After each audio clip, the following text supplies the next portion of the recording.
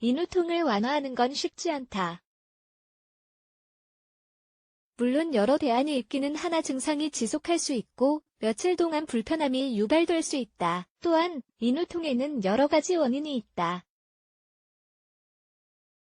가장 흔한 원인은 상기도 감염이긴 하지만 말이다. 게다가 인후통은 날씨가 추울 때 매우 흔하다.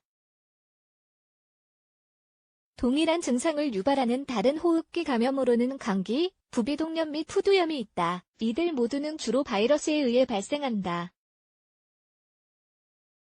따라서 항생제 치료가 필요하지 않으며 항생제를 사용하더라도 인후통이 완화되지는 않는다. 발음이 곤란하거나 목이 쉬거나 인후통이 생기는 다른 원인은 다음과 같다. 건조한 환경, 건조한 공기는 점막을 건조하게 한다. 또한 코를 통해 호흡하지 않고 입으로 호흡하면 목이 마르게 된다. 알레르기, 예를 들어 먼지와 진드기에 알레르기가 있는 사람들은 종종 인후통을 호소하곤 한다. 음성피로, 목을 과도하게 사용하거나 소리를 지르면 성대가 완전히 소진된다.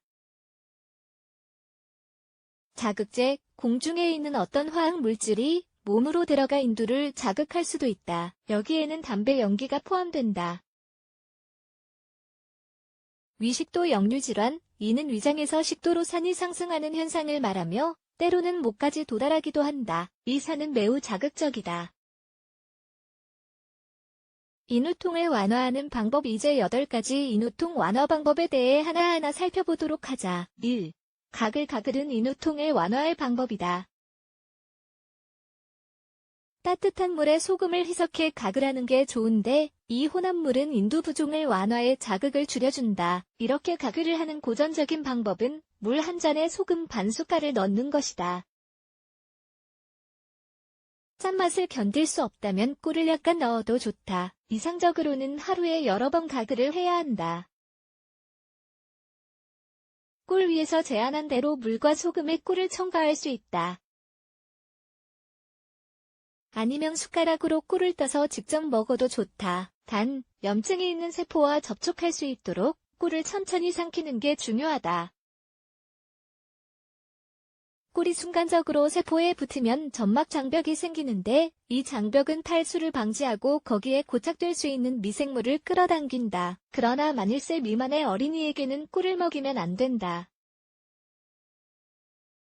왜냐하면 꿀 섭취로 인해 아기가 보툴리눔 식중독에 걸릴 위험이 높기 때문이다. 꿀은 인후통을 완화하는 데 훌륭하다. 그러나 아기에게는 꿀을 주면 안 된다는 사실을 명심하자. 3. 딱딱한 사탕 또는 약용 효과가 있는 사탕. 편의점이나 약국은 가면 모두 인후통 완화를 위한 사탕을 판매하고 있다. 그중 어떤 사탕은 유칼립투스와 같은 천연 성분을 포함하고 있을 수도 있다.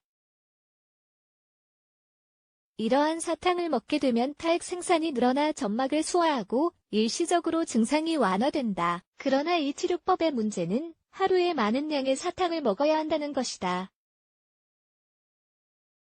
수분 공급은 점막에 있어서 매우 중요하다. 실제로 인후통이 발생했다는 건 체액 손실과 같은 뜻일 수 있으므로 외부적으로 수분을 꼭 보충해 주어야 한다. 이상적으로는 물을 많이 마시고 커피와 같은 다른 음료는 피하는 게 좋다. 수프나 차와 같은 뜨거운 음료를 마시기를 추천한다. 국물은 소화에 좋을 뿐만 아니라 미량 영양소도 제공해준다. 또한 여기에는 나트륨 및 칼륨과 같은 미량 원소가 포함되어 있다. 5. 가하기 따뜻한 천을 목에 대면 목 주변 온도가 상승하여 혈액순환이 개선된다. 또 순환이 잘 되면 항염증 세포가 증가하여 소화도 좋아진다. 더운 물 샤워. 뜨거운 물로 샤워하면 증기가 발생해 인후통을 완화할 수 있다.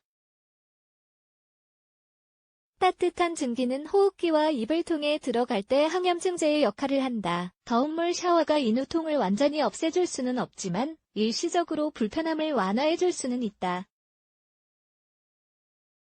7. 절대 금연. 담배와 담배 연기는 매우 자극적이다.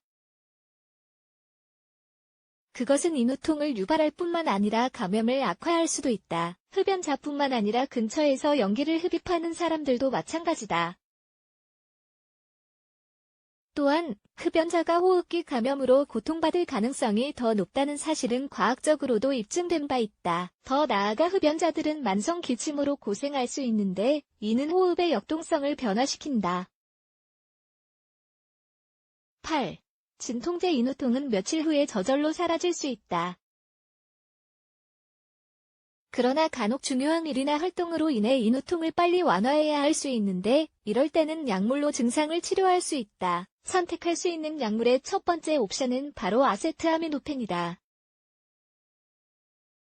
이는 증상을 완화할 수 있는 무해한 진통제여서 어린아이들도 먹을 수 있다. 그리고 두 번째 옵션은 이부프로펜인데 이 약은 진통제인 동시에 항염증제이다. 또한 이 두 약물 모두 해열 효과가 있다.